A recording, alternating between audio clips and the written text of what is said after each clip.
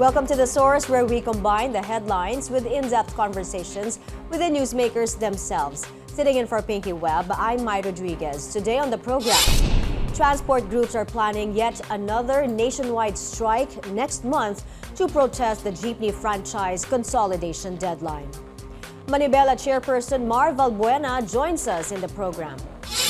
And calls mount for the Marcos administration to cooperate with the International Criminal Court's drug war probe. But allies of former President Rodrigo Duterte undermined the resolution filed in the Senate. The Secretary General of the National Union for People's Lawyers, NCR, Cristina Conti, tells us more later in the show.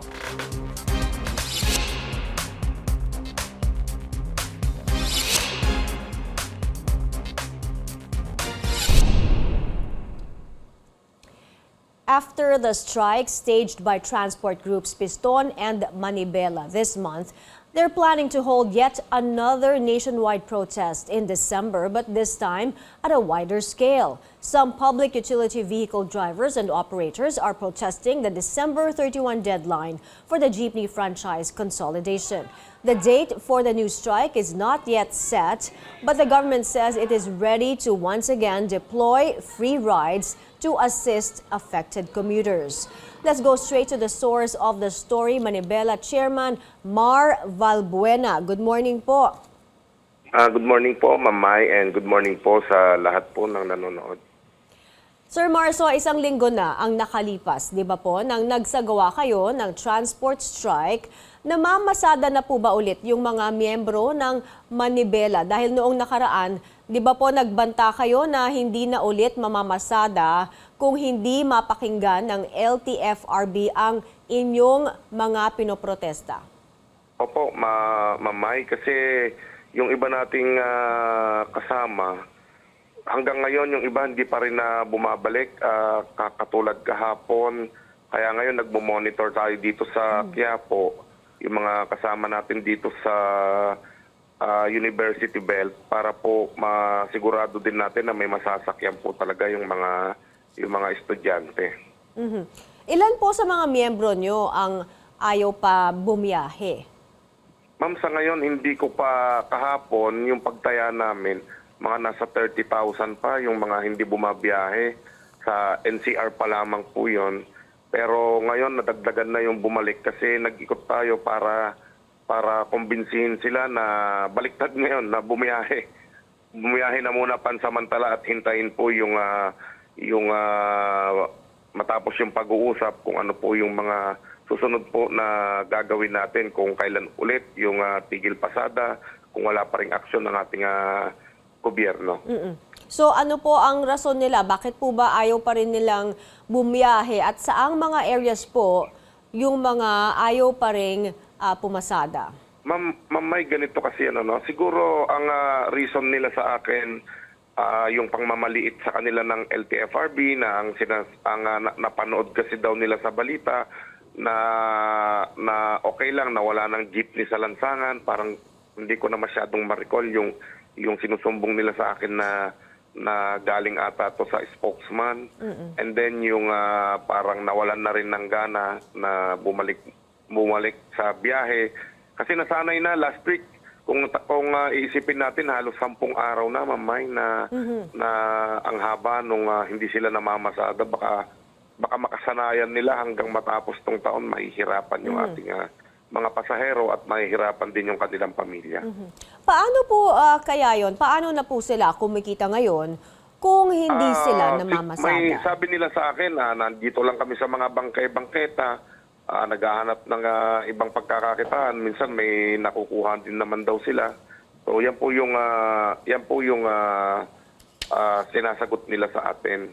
So walang tigil kasi nung natapos kami ng Friday, Saturday, hindi pa rin sila bumabalik. Kaya nung Sunday, bumaba ulit po ako, and then ng Monday. So ganun pa rin yung reason nila na yung napanood nila, masyado silang minamaliit. Masyadong siguro talagang degrading yung napanood nila o narinig po nila. So, paano na po? Walang solusyon na narinig mula sa gobyerno. Well, wala kayong solusyon na narinig. hindi po ba nag-reach out sa inyo ang LTFRB regarding the franchise consolidation? Kasi po, di ba, December 31 na po yung deadline. Wala pa po, Ma'am Mai. Ang sinasuggest nga natin na okay lang, deadline na ng consolidation, hindi na kami makakasama doon sa consolidation lang. Pero yung mga prangkisa namin at yung provisional authority namin, sana i-extend pa rin. So far, yung Hindi hiling naman nyo namin na... may kinakailangan na mag-consolidate pa dahil napakarami na nung nakakonsolidate. Isipin mo kung 65% ang katumbas po niyan ay sinasabi nilang nasa 140,000 or more pa. Kahit 5,000 doon, ma'am, hindi naman nila kayang i-modernize kahit 5,000 unit. Lalo na wala tayong dalawang magkasunod na taon na wala tayong pondo para sa modernization. Siyempre, ayaw din naman natin na yung prangkisa natin hawakan ng kooperatiba o ng korporasyon kasi nga marami nang pangyayari na yung pag hinawakan yung aming prangkisa na consolidate, para na kaming alipin ng kooperatiba. Maya't maya ang bayarin anytime na gusto kanyang suspindihin. Andiyan po yung mga pangamba. So yung consolidation, umaayaw kayo dito? Yes, ma'am. Hard no yon, wala na pong doon. Opo. Ayaw talaga namin na mangyari yon. Parang sinasabi mo sa akin na meron akong titulo ng lupa, pagsamasamahin natin yon. Tapos mapupunta sa isang korporasyon o isang kooperatiba and then sunod-sunuran ka na lang dun sa gustong ipagawa dun sa bahay mo. Paano po yon kung hindi na po kayo pagbigyan ng LTFRB? Ano na po ang mangyayari? Ano na inyong next move? Kung sa tingin natin, hindi na uubra yung pakikipaglaban natin, sa ngayon, ma'am, hindi ko masasagot kung ano yung mga gagawin. Kasi gusto namin ipagpatuloy yung aming hanap buhay na nakasanayan namin na kami ang nagpapatakbo at hindi po kooperatiba. Itong hiling nyo po na i-extend ang inyong prangkisa, meron na po ba kayong narinig from the LTFRB? Narinig natin na i-extend nila, ibabalik nila sa 5 years, pero gusto nila i-consolidate pa rin. Oo, eventually. So gusto natin malaman na ano ba ang relevance talaga nitong consolidation na to. Ito ba ay makakabuti para po ba ito sa mga transport, para ito sa mananakay, o para ito sa mga manufacturer o sa mga investors? Kasi ang taong bayan naman po, hindi naman tatanungin, nakakonsolidate ba kayo sa inyo kami sasakay? Ganun po ba? So ano pong klaseng modernization plan?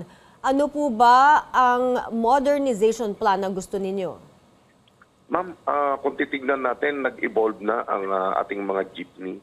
Yung mga natitirang sinasabi nilang mga dilapidated na, marami pinagdaanan yan nung mga sinaunang transport leaders. Sila po ang nagpabayaan yan. Makikita po natin doon sa mga pinopost natin na marami po na mga jeep natin ngayon na nasa grupong Manibela na na-upgrade na namin yung aming mga unit. Pero ang kailangan, ang gusto natin ay nakapangalan pa rin sa amin. Kami pa rin ang nagmamando doon sa aming sariling sasakyan. Okay, Sir Mar, may pinaplano po kayong mas malaking transport strike, ano? Sabi niyo po sa Disyembre. So may definite date na po ba ito? Ma'am, wala pa po kaming definite date. Pero nag-uusap kami ng Piston at yung mga ibang galing ng Pejuda, Pasang Mazda at Stop and Go na sumama na sa amin. Kinakasa namin yung mas malaki pang tigil pasada na ibig sabihin po yung magsasama-sama kami. Doon sa date na mapag-uusapan po namin. So ang sabi po ng LTFRB tsaka ng MMDA, minimal po yung impact ng strike ninyo last week. Ano po ba yung assessment nyo doon sa back-to-back strikes ng Piston at Manibela? Kung yung mga opisyal ng gobyerno ang tatanungin talaga natin, hindi nila mararamdaman yung epekto dahil hindi naman sila nagko-commute. may mga sari-sariling sasakyan yan. Subukan po nila na sila yung nasa kalsada at maghintay po ng masasakyan. At kung gagawin namin ng isang buwan ito, yung pinagyayabang nila na may libreng sakay, hindi naman national government ang gumagastos nito, nagpopondo nito. Wala pong pondo ang mga LGUs, kaya ang dami ng LGUs ang nagpapatawag po sa atin kasi nga wala na silang maitustos na pondo dyan sa libreng sakay. Kasi kung meron po talagang pondo na pinagyayabang nila sa atin, bakit po sa mga, kung hindi truck ng basura, truck ng military, mga police mobile po ang pinagsasakyan, bakit hindi disenteng libreng sakay ang ibigay sa ating mga kababayan o sa ating mga mananakay? Okay, balikan po natin yung gusto nyong i-extend ang franchise. Sabi ng LTFRB, bukas sila sa mga rekomendasyon ng piston na i-extend nga yung franchise sa 5 taon.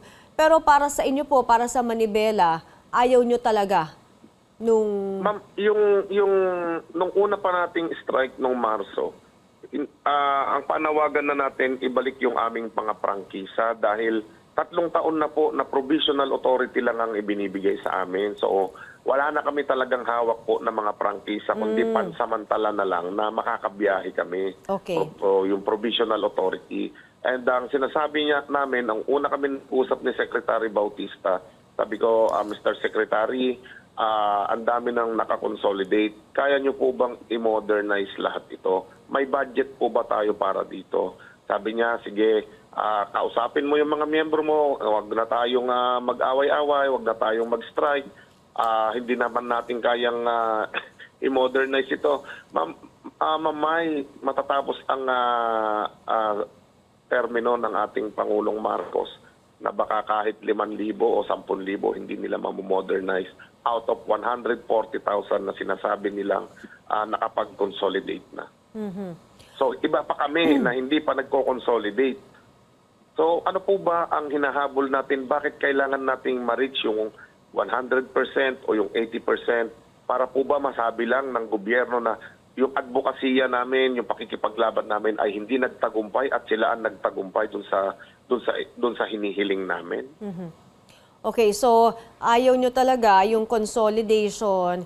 Kahit isa doon sa mga pinag-usapang rekomendasyon ay yung pag-waive ng mga penalties sa mga hindi aabot doon sa deadline. Ano po? Ano na po nangyari doon sa... Minimal na lang po yun eh. Yes. Minimal na lang po itong mga pag-waive. Siguro kayang-kaya na naming ipunin itong mga penalties na to. Kasi before, kung maalala natin, na nag-request din ako sa LTFRB niyan 2022 kay Chairwoman Cheloy Garapil pa that time, na-waive po yung mga penalties namin. And ngayon, hindi ko alam kung saan na naman galing yung mga pinapa-waive nila na penalties kasi kung na-waive na dati, dapat wala na akong utang ngayon. And yung 5 years po na prangkisa,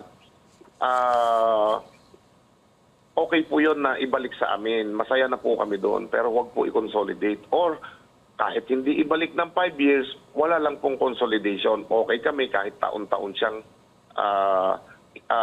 nire-renew. Okay. Sige po, maraming salamat po sa inyong panahon. Manibela Chairman Mar Valbuena.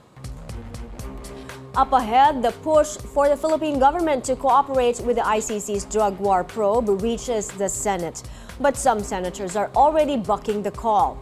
We speak to National Union of People's Lawyers, NCR, Secretary General and ICC Assistant to Counsel, Cristina Conti, when we return.